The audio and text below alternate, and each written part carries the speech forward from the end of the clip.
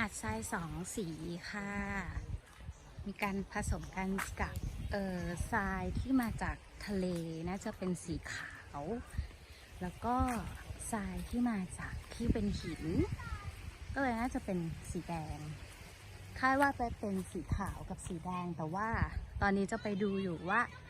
มันมีสีเนี่ยมันอยู่ตรงไหนแต่บรรยากาศเย็นมากอยู่ใต้ต้นไม้ทรายขาวละเอียดมากเลยค่ะ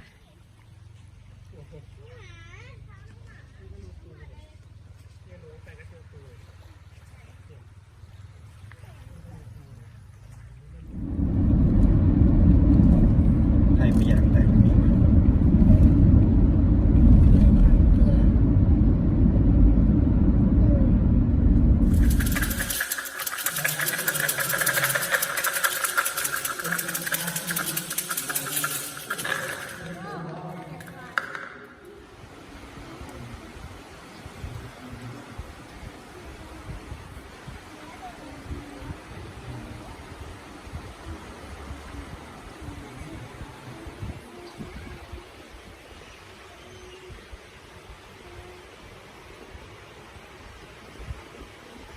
ต่อด้วย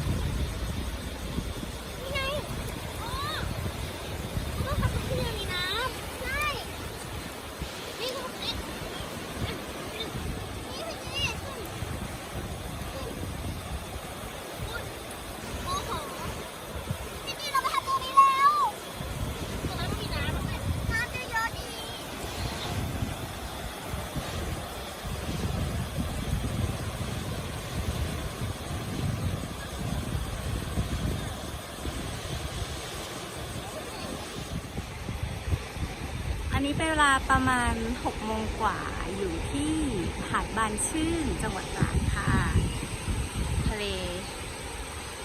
ที่หาดใสๆมีความส่วนตัวมาก ทั้งหมดเรามีเป็น4 คนตลอดหาดนี้ฟ้าคึ้มๆแต่ดำนะลงมากเล่นสบาย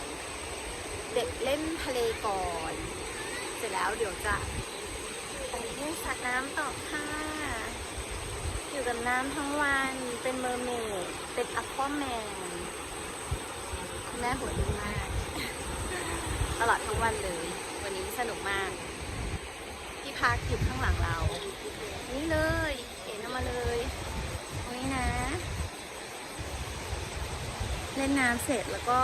เดี๋ยวกลางคืนเปิดหน้าต่างนอนมองทะเลฟังเสียงคลื่นนิดนึงสบายๆเด็กน้อยชอบมากทริปนี้มาวันเกิดดีน่าสาวน้อยดีน่าคะดีครับแฮปปี้ไหมคะทริปนี้มาฉลองวันเกิดสาวน้อยค่ะสาวน้อย8 ขวบแล้วแก้มหอมคนสวยของแม่รักมากบ๊ายบาย